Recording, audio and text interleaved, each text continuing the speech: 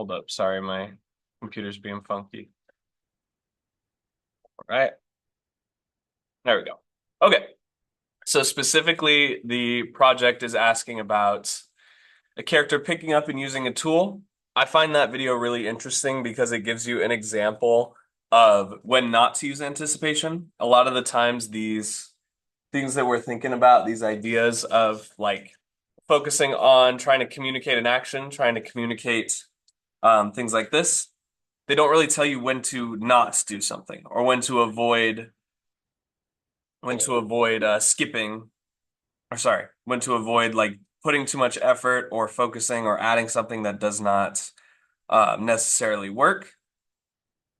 Find that really useful. And with anticipation, it's specifically for non-living, non-sentient things that can't think, creations or creatures. So I'm just calling this animation Principal Portfolio Anticipation. I'm going to leave the canvas size at 720.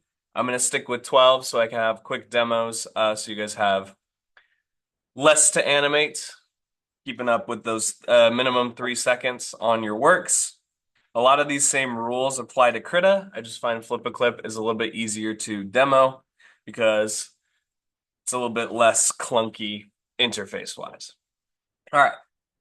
So even though we're thinking about anticipation here, you still want to also be considering your keyframes. You want to be considering the things about the character picking up a tool, where the other overlap is going to be with your principal portfolio, right?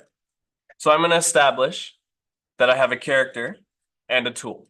Both of those are required pieces of staging. We got a little more overlap. Communicating what's going to happen in our scene here. So I'm going to do another stick figure because we're just focusing on understanding these principles and less about perfect drawings every time. Let's see if I can get this to show better. There we go. All right. I'm going to use a hammer as my tool because it's real simple to draw consistently. Put it on a table here. Nice and flat. We're not doing anything perspective wise. We're not doing anything too crazy with our scenes yet. But I just want to put this little hammer on the table. Something like that.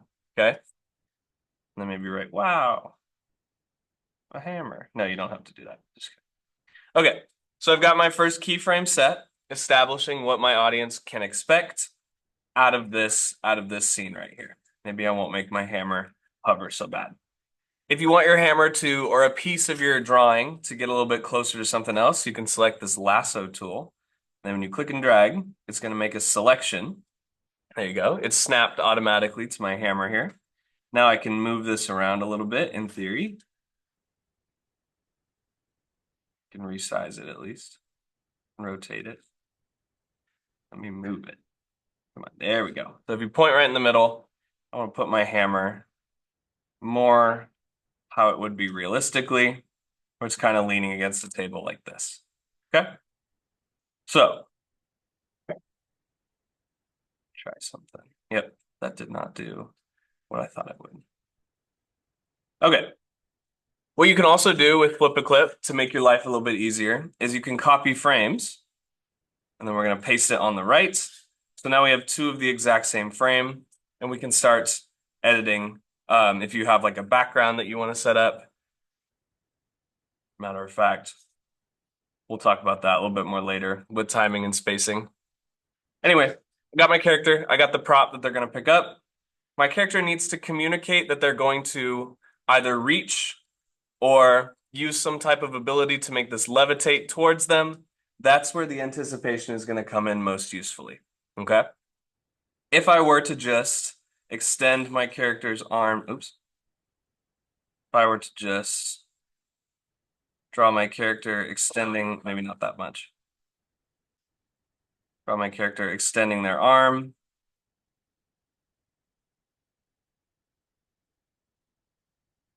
Let me see, actually, let me try something real quick. I make a selection on this hammer. Can I copy and paste it? No. Okay. Oh, I can copy it. All right, so I'm going to copy that hammer so I don't have to draw it every single time. And I'm going to click paste down here in the corner. Hooray. I have now brought my hammer forward and I don't have to keep drawing it over and over again. Okay. So that's a good instance. Let me see if I can do that with this too. Let's try something. Okay, we're gonna copy that, go over here, paste that, sweet. All right, so if I were to just extend my character's arm more and more, the wrong tool, it's still the selection tool, more and more long, right? I'm gonna make a selection of this whole prop and table, copy that, move over, add a new frame, let's paste it back in so it stays the same. I'm gonna take my guy and just keep drawing. Okay, let go of that. There we go. Just keep drawing the arm longer and longer, right? This is not exactly very it's not very anticipation-y, right? This character is just extending. They're not really doing any type of communication that they want this hammer, that they need this hammer, they need this tool for anything specific. It's just kind of happening, right?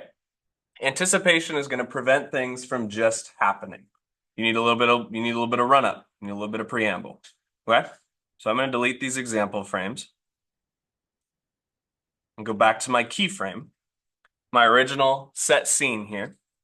Take my lasso tool and I'm going to select,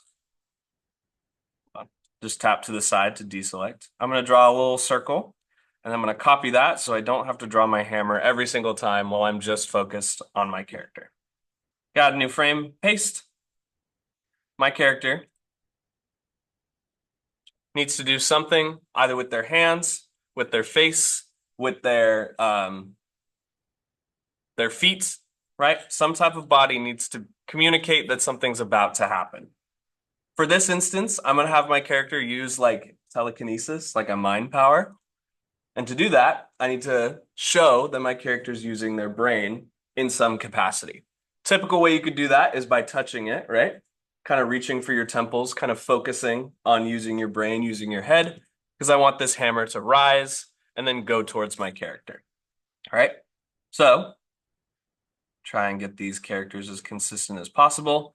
Before hands go up and touch something, think about when you go to reach, right? If you're trying to reach really far, you coil your arm up like I'm doing. You can't really see it in the video. But if you're trying to reach for something on a top shelf, you kind of pull it in a little bit before you start reaching up and trying to grab whatever is up there. So in this instance, I'm going to have my characters start kind of gently putting their arms down.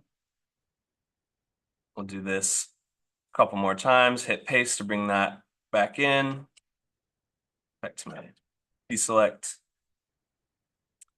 So I want my audience to anticipate that something is going to happen with the arms here, right? So as my character brings their arms down, about 3 frames later, on the 4th frame, they're going to start to bring them back up.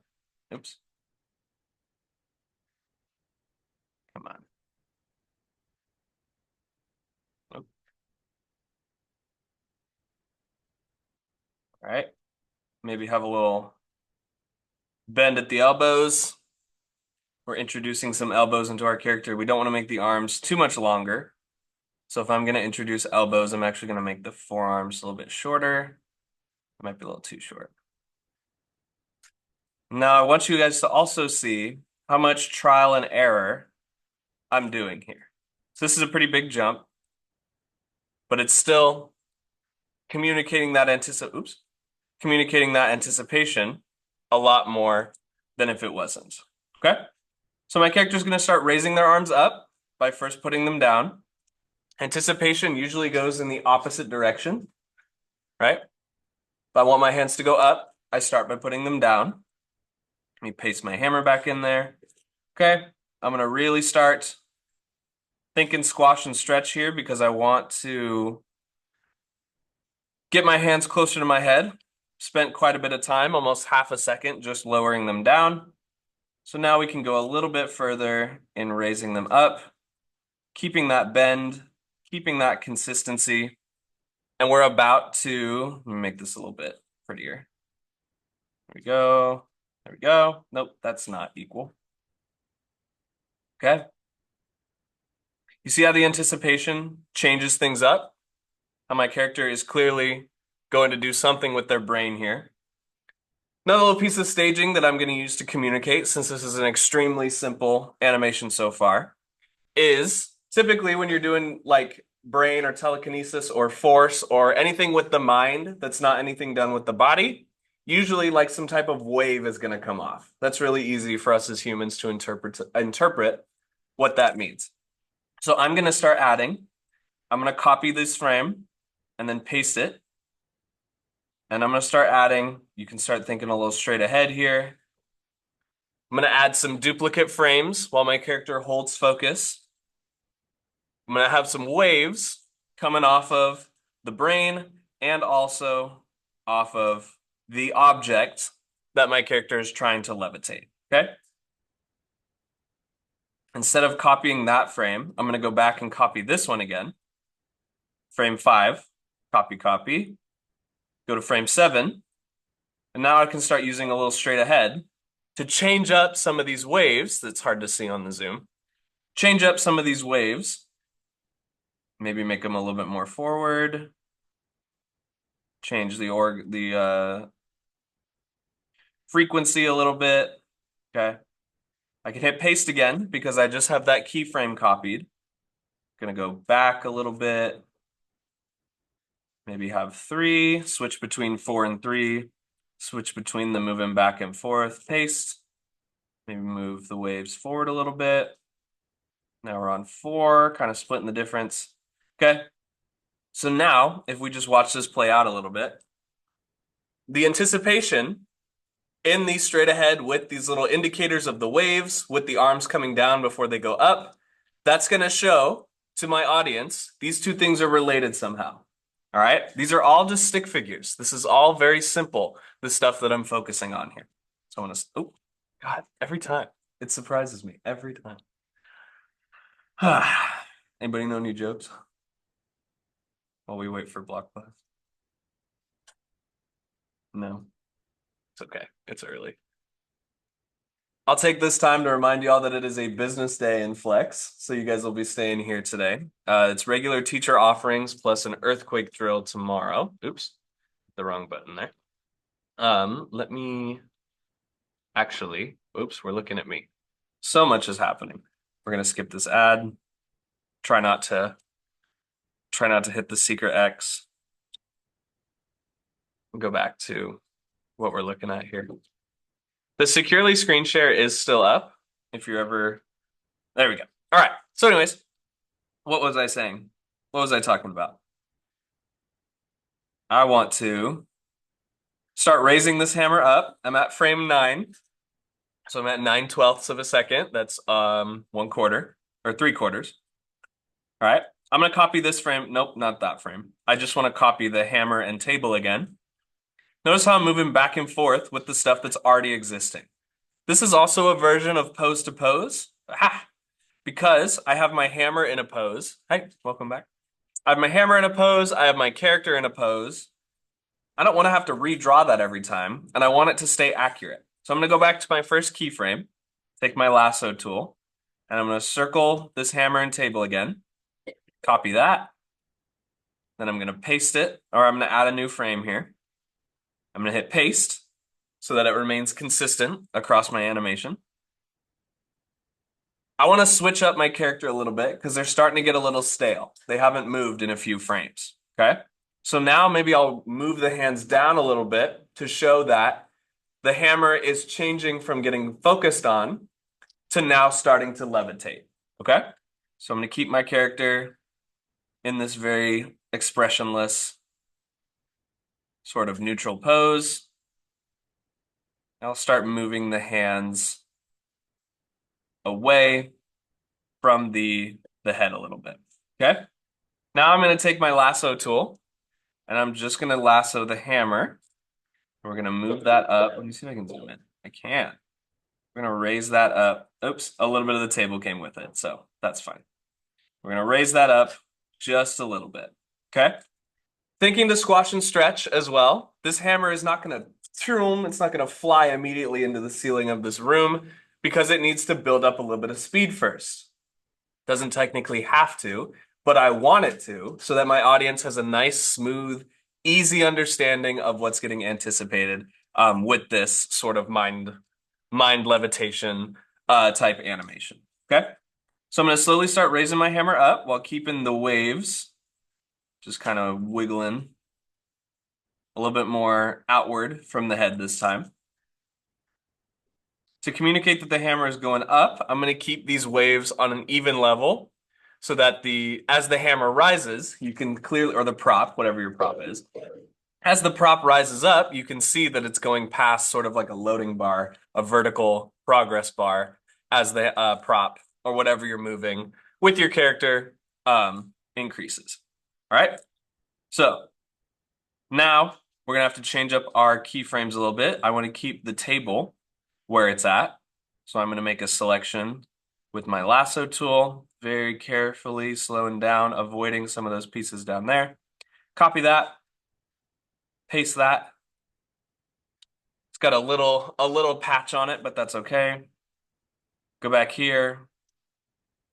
My character is again maybe moving their arms around. Do a little pose to pose, or a little straight ahead, I mean. Make these waves change it up a little bit. Go back here. Lasso tool around my prop. Copy that. Paste it. Raise it up. Pinch to zoom in a little bit. We're going to raise that up. We don't want to go too far yet. So our character is just starting to levitate this thing. It's getting a little sloppy here because I'm showing you, I'm trying to show you from start to finish what we're looking at. Okay, so new frame, paste. Oops, just kidding. I gotta go back and get my table again. Just gonna go to the previous frame, lasso tool. We're gonna copy that, go to frame 12, paste it. Congratulations, you have now completed 1 second of animation. Okay. Now I'm gonna start adding a little bit more drama to my hammer's height. Okay. The onion skinning gets a little tough to understand here because it's going to get a lot of very visually busy sort of elements, especially if you have just this very stick figure style art of this demo. But you can still use that lasso tool and it's still going to make a really good selection, which you can copy, go to your next frame. It's going to stay zoomed in. You can paste it. I want to have mine rise a little bit higher this time, maybe one whole hammer's worth. And then I'm going to add a little bit more waves underneath where it was previously to communicate that, oh, this thing's really kind of starting to pick up some speed. All right. So if we zoom out, you can see that these different stages of anticipation before the hammer starts levitating are showing the audience that this character is making an effort, is making an action with their brain without using their body to do some type of thing in a situation. Okay. So let's keep adding a few more frames. I'm going to wrap this up shortly. I want to get that table again. Lasso tool, circle, copy, frame 13, paste. I want to bring my hammer much closer to my character. And now I have another opportunity for anticipation. My character is not prepared to receive the prop, whatever you decide your prop is. I'm going to get donked in the head by a hammer. So my character knows that this hammer's coming. It's making an effort to bring this prop to it. It's going to prepare, or not it. They are going to prepare in some way. Maybe stick out a hand to catch the hammer. Maybe the hammer is a little faster than they thought and it's going to knock them backwards. Both of these are examples of anticipation in my specific instance, because all that we're trying to do here is set up an action, communicate the setup of an action, so our audience not only knows what's going on, but has a little bit more fun with the scene, enjoys the process just a little bit more. All right. So I'm going to maintain my hammer at this height. I'm going to go back to the previous frame, zoom in a little bit, gonna grab a copy of this so I don't have to keep doing it over and over again, paste it in the same spot. But now my character is going to use one hand because I still want to communicate telekinesis. I still want to communicate. Oh, you can't really see. Sorry. I still want to communicate brain energy. zoom in. Come on. It's not perfect. I apologize, you guys. If I find a way to screen share my phone or screen record my phone, like also on Zoom, I will do that instead. So you guys can actually see the detail. Okay, leave my hammer where it's at. Do a little, maybe a little type of energy. Actually, no, I hate that. We're gonna undo all that. Okay. So my character does not have a head like a banana. A little bit more bowling ball.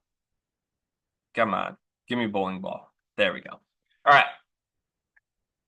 I'm gonna keep the offhand. Oops, not that one. I'm gonna keep the backhand in the brain pose, in the upward brain pose, so that the front hand has a chance to receive the prop using anticipation. Okay, so I'm gonna keep this hand pretty consistent. Adds a few little waves here. Now I don't want to immediately reach forward because then I'm losing out on some valuable anticipation time. I want to hinge my elbow because my character is a humanoid. I want to hinge that elbow forward a little bit as he reaches. He's extending forward. If you're in sports med and you think about the kinesiology or the kinetics of a body, we're limited by the parts that we've got. This arm has to reach forward. I've got to use my elbow joint, my wrist joint, all my fingers. It's going to take a second, and that's where another opportunity for us to communicate some anticipation. All right. So I'm going to start to hinge my hand forward, taking very careful note that I don't want to extend my arm. In fact, it's disconnected a little bit here, so we'll just patch that up. I'm going to take a few frames. I am going to leave some of these wiggles underneath here to show that my hammer is holding. You could also maybe make the hammer float like if you think like an item in Minecraft, how it kind of bobs a little bit. You could do that too. The world really is your oyster with animations. It's just how you combine these principles is the fun part. That's where a lot of the artistic choices are going to come in. Okay. My character's arms are looking a teeny bit longer than when they started, but that's okay. I'm going to start hinging my guy's hand forward, but I do want to keep this. Oops, I copied the whole frame. I do want to keep this table in the same spot. Actually, I think I want to keep the whole hammer and table in the same spot. Yeah. I'm going to copy that, add a new frame, I'm going to paste that in there, let my character. Oh my goodness. His spine's going all over the joint. Do a couple more little wiggles. Now, since I'm using these squiggle lines, these straight ahead squiggle lines, how much time left? How much time do we have left? 9 minutes. Okay, cool. I have basic Zoom, so it's limiting us. Okay. Now we've got energy underneath. We want energy to the side because we want our prop to move this way. So right about now is I'm going to finish my reach. Make sure it's clear that this is a bent elbow. Okay. Look at the difference. This is quite dramatic from this stage to this stage, and it's quite subtle, quite a small change from this stage to this stage. That's how you can start using anticipation. That's how our brains are going to interpret speed and motion in ways that make this a little bit more believable. Okay, so now I'm going to maintain actually this whole frame. So I'm going to press and hold and copy. And we're going to paste on the right side. Take my eraser tool here and erase some of these squiggles. You see they get left behind in the onion skin. Now I'm going to start moving my hammer with the selection tool a teensy bit. Oops, that's the wrong button. A teensy bit closer to my character. Okay, we got a little bit of whoosh. All right, I'm kind of thinking, let me change the color on this. I'm kind of thinking of moving my energy around this way. If you imagine it's like a rock on a string or like a tether ball, if you were to pull really hard on one on the cord, the ball's going to take a second because of physics to swing back. So my energy is going to do something similar. All right. Now I'm going to copy this frame, and then we're going to just see if we paste the whole thing. Okay, I didn't copy anything. Erase. Yes. Press and hold on frame 15, copy, and then paste. All right. Take my selection tool, take my hammer, zoom in, scoot it closer. Going to increase the speed. Oops. hold on, let me grab my eraser tool and erase some of these lines over here because we don't want that communication right now. Remember, longer is faster, more stretched out is more speed. I'm communicating more distance in between my guy and my hammer now as it scoots pretty much on a track. You know, we can add a little bit more like whimsy because the heavy part of the hammer is right here, so it should swing down this way. But this is just demonstration purposes for right now. Okay, I need to wrap this up, so I'm gonna press and hold, copy, and then hit the paste button, do a little erasing, or actually a little selecting like this, zoom in, scoot forward. Okay. When I'm thinking about my speed lines, let me erase these old ones so we don't want them gumming up our demo too much. Now, I want to think of all my speed lines as coming to a point because we're about to conclude this action. We're helping the audience understand that this hammer is about to make contact with my character's hand. And in doing so, I'm going to hold this, copy it, paste it. I'm going to remove some of these lines here. My character is going to now catch the hammer. Okay, I think I've got to, let me just zoom way in here. Do a little selection surgery very carefully. Okay, let's see if I can move that around. Sweet. I'm going to grab this little top circle part and rotate that. Do a few little one of these. To further communicate the anticipation, the reception of this hammer, I'm going to have my character move the arm backwards, closer towards their head, in a similar way to how it was bent forward before we started. Okay? So now I want to copy, we're going to copy this frame and then we're going to paste it. Okay? Make a selection on the hammer. Actually, I'm going to make a selection on the whole arm. I'm going to rotate that back, move it, repeat that process one more time, copy, press and hold, paste. Okay. And then we're going to make a selection on the whole arm. We're going to move it back just a little bit. It's going to make impact with my character's head, but that's how we're going to leave it. Okay. So here's my final product, which I will post after I upload your video. Okay. I'm going to hit play. I've got lots of anticipation. I've got straight ahead. It's clear that my audience is going to understand what my character is doing, even if it's very simple, like this example, because there's a little bit of lead up, there's follow through, and there's different stages of anticipation, which is going to communicate what's about to happen. Okay? This is one way that you could animate this part of your principal portfolio, but use this video or use this video later to sort of check your own progress, check your own practices with anticipation. You can copy mine. Remember, you don't lose any points for doing something similar to me. You just still need to do it. Yeah, I'll render this out, upload it, and the rest of this time is yours before Flex to work on your principal portfolio. Mm-hmm.